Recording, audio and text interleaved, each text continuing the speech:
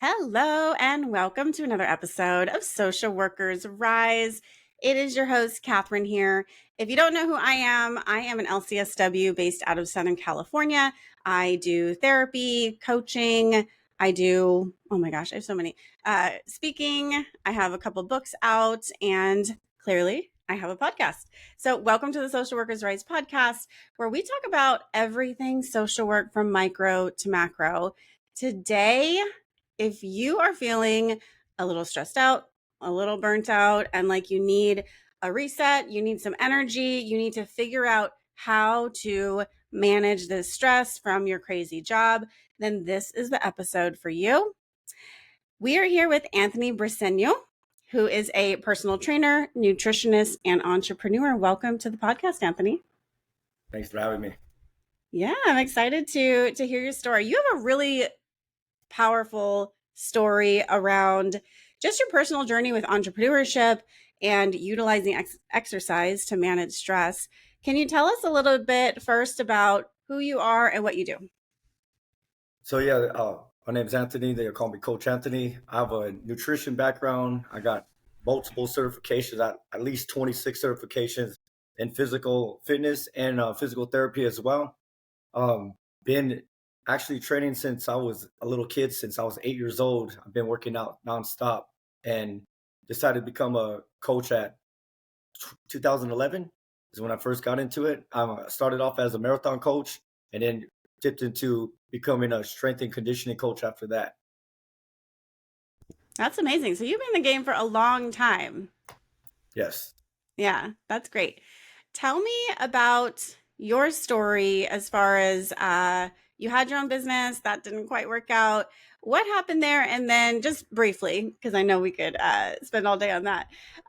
What happened there? And then how did you use exercise as a way to cope with that kind of stress? How has exercise helped your mental health? Okay. So first and foremost, I had my own business. I actually took over from my owner, and I was living the dream because that's every coach's dream. They want to own their own business, and COVID basically took me out.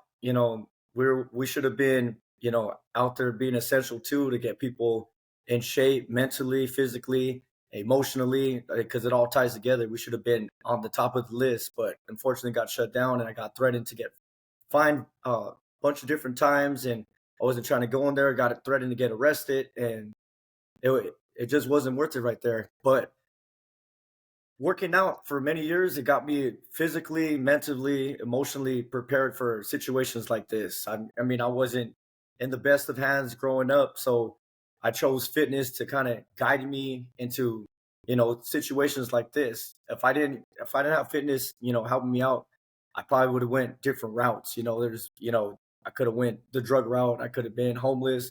I could have been all like that, but because I had that discipline, and I kept working out, and I was doing something that I don't like doing every single day, but I know the benefits of it keeps me striving for more and just gets me prepared for the world. Yeah, for sure. I've been having just a little self-disclosure. I've been having a hard time this past, I don't know, year or so, just personally.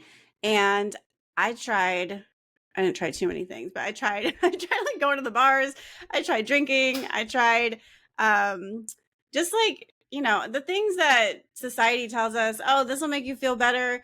But all that stuff made me feel worse. And the gym was the one thing that I knew when I woke up in the morning, I could feel the anxiety in my chest. I could just feel dread. And I'm like, all right, like you, I didn't want to go to the gym, but I knew that if I just got my butt on the treadmill and walked for, I don't know, like 20 minutes, right? That after that 20 minutes, I would feel so much better. I'd be more clear headed. I would just have more energy and just feel lighter so that anxiety is just not hanging on me. I don't know if you ever had that kind of experience too.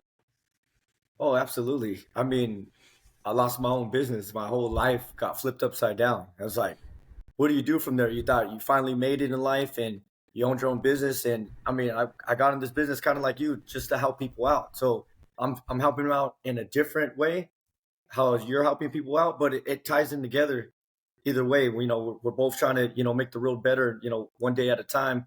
But like I said, just getting yourself disciplined and getting into, that routine even though you don't want to do it or not. Anybody that says they like working out every day is a liar because It's it true. is not fun. It is not fun. Trust me, I've been doing this since I was 8 years old, and there's days that I do want to work out, and there's days that I don't. So it's always an emotional roller coaster. But the benefits is it's awesome. Like uh, chemical release from the brain. You got the endorphins. There's 20 different endorphins. A couple of the endorphins control stress levels, controls you know uh, how your mood is, right? So if you think about it, and releasing endorphins also with food like dark chocolate and like spicy foods, conversation interactions like this that we're having and stuff like that, it also releases endorphins. So why not have conversations, interactions, getting those different type of foods and working out to release all those different endorphins.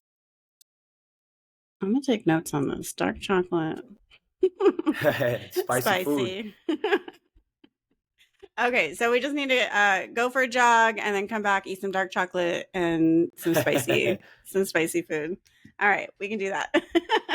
But no, that's fascinating because I think that, or I know people really underestimate the impact that movement and exercise has on our body, on our wellness, because so many people say, I'm so stressed out. I can't think. I can't focus. I just always feel anxious.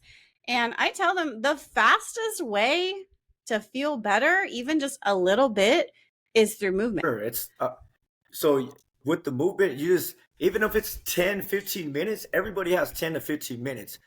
As a business owner and entrepreneur, I'm working 18 hours a day. So I don't know how many people can last 18 hours a day of straight work and I still get my workout in on top of that. So anybody that says that they do not have time, you got at least 10 to 15 minutes to get something in.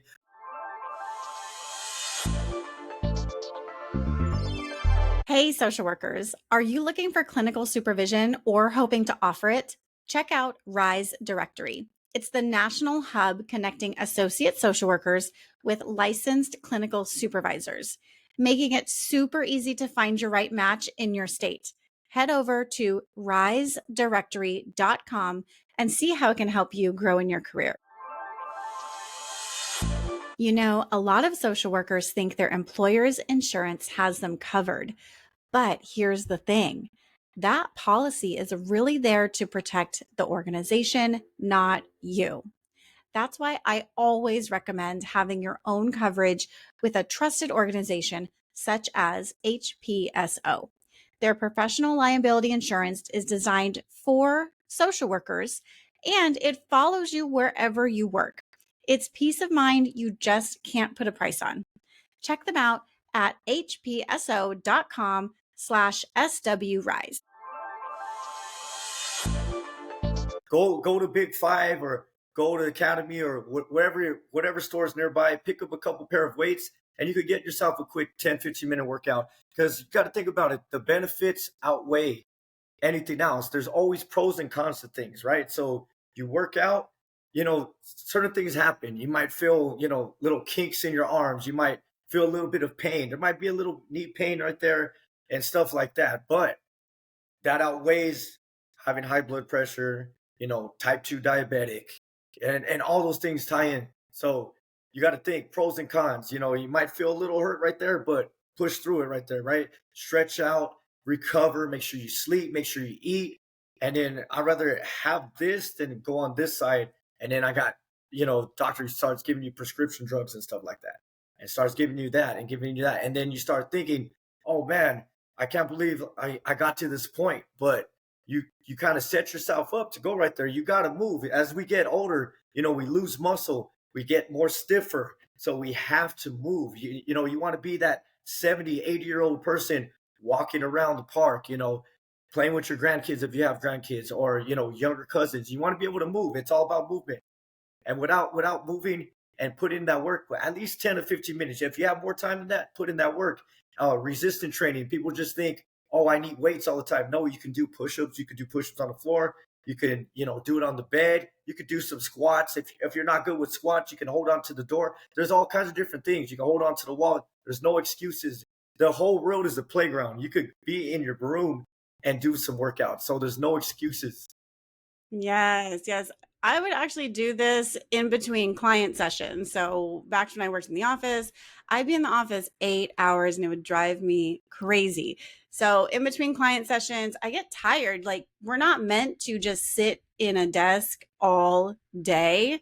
And so between, I would kind of reset. I do some deep breathing, but then also do just random things. And people, no one ever saw me. I was like, I hope no one walks in when I'm doing jumping jacks or like some frog squats or something, because you just needed something to get the blood flowing to help you be able to concentrate and focus and to be alert. Because the type of situations that we're dealing with, they really require us to be like the top that we can for ourselves, right? And it's so important to be able to be attentive and focused, because if somebody's coming into our office for the first time and they're like, they don't want to be, nobody wants to see a social worker, right? And so when they come in the office and if they feel that you are just not there vibing with them, if you're not able to tune in, to listen, to be attentive, they probably won't ever come back. So it's Oh, super important. absolutely. Like you got to think about it like your work, my work, and like a therapist. We all tie together, right? We have to show up every day with our A game, right? Like you just said, someone's coming into your office and then you're not attentive, they're gonna want to walk right out. Same thing with a therapist. If they're coming in for advice and to be heard, and you're kind of like, I guess they're gonna be like, well, I'm gonna go somewhere else. Just like when people come see me in the gym, if I'm not high energy and greeting you and talking to you and just giving you all my energy, it's going to be like, well, I'll go pick another gym. It all ties in together. So with that tying together is us as people and our job titles and what everybody else's title. You got to get that physical fitness in, even if it's just a little bit, because you have to deal with life, especially right now, what's going on in the whole entire world. You don't know what's going to happen. Everything's a surprise. Everything's just crazy. But how can we take on the road? We have to get that physical fitness. We got to get those endorphins to release in the body, and we have to stay sharp. For sure. So you work 18 hours a day, which is crazy. I don't personally recommend that as an anxiety therapist. But what do you do when you are trying to squeeze in a workout? Like, how do you make that happen? So it depends how the day looks. Sometimes, some days I have a little bit more time than the others, and sometimes I don't have a little bit of time. So based on how my day looks, that's how my workout's going to look. Some days I just set the timer on 10 minutes, and I'm just going all out in that 10 minutes, where it feels like I'm working longer than it is. That 10 minutes feels like an hour. So I'm just like pushing through it.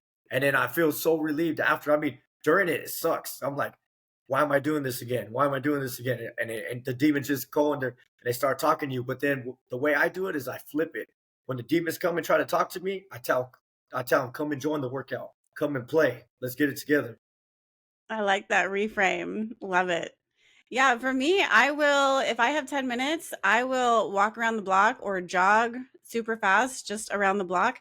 When I was working in the hospital during my lunch break, I would walk around the hospital, which would be, I don't know, 10, 20 minutes.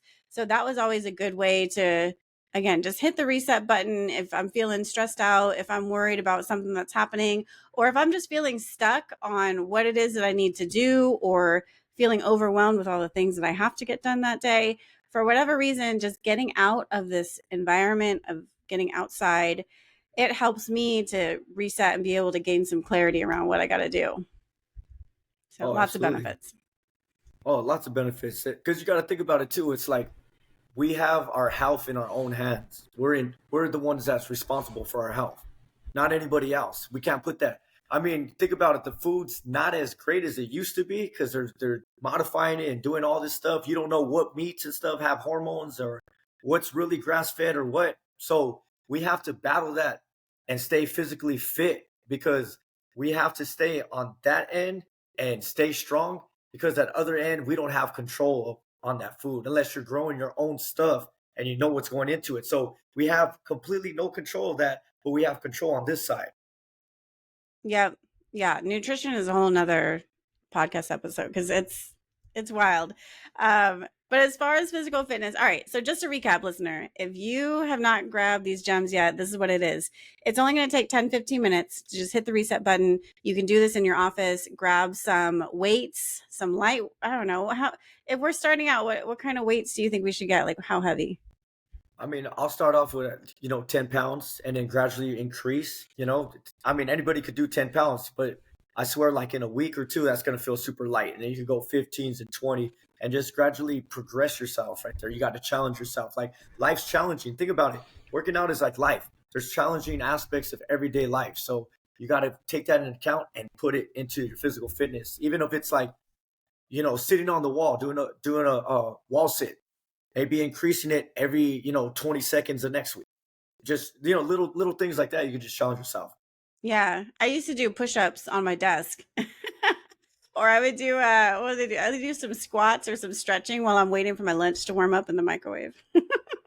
Hey, every little bit helps. You can do that. People don't realize you can. Your food could be baking in the oven, or you could be watching TV. Just do it like this. If you're watching TV, every time there's a commercial, do some squats, do some push-ups, and do it like that. If you don't have time, everyone has time to watch TV. Or if you're on your phone and you're scrolling through every other reel or whatever you watch, do some push-ups or some squats or some lunges, and then go through a couple reels like that. There's always time to squeeze in there. It's just up to you to manage that time. Yeah, yeah, for sure. So we got the time. Only takes 10 to 15 minutes every day. Get some weights. If I were you, honestly, I would just bring some weights into my office, and then in between clients or when I have a couple of times, I just bust them out from under the desk and work out a little bit and get paid for it. Oh, for sure. There's always a solution behind it. For sure. Yeah, yeah. Well, thank you so much, Anthony. Where can people learn more about this? Like, are you available for coaching or helping people? Like, what do your services look like? Yeah, I'm available for coaching. You can email me at djimic86 at yahoo.com, or you can follow us on Instagram at FitBodyBootCampLeagueCityTexas. Awesome. And those links are in the show notes. So if this was helpful for you at all, go ahead and open up your podcast app. Make sure you text it to somebody, share it with somebody, because this information might help your colleague, your friend, your neighbor. We're not about gatekeeping of information around here. We want to share the wealth. Also, if you haven't subscribed to the Social Workers Rise podcast, make sure you also hit that subscribe button. And if you love this episode, just hit the little 5-star button if you can on your app. And I appreciate you. Thank you so much, Anthony. Thank you, Kat. Thanks for having me.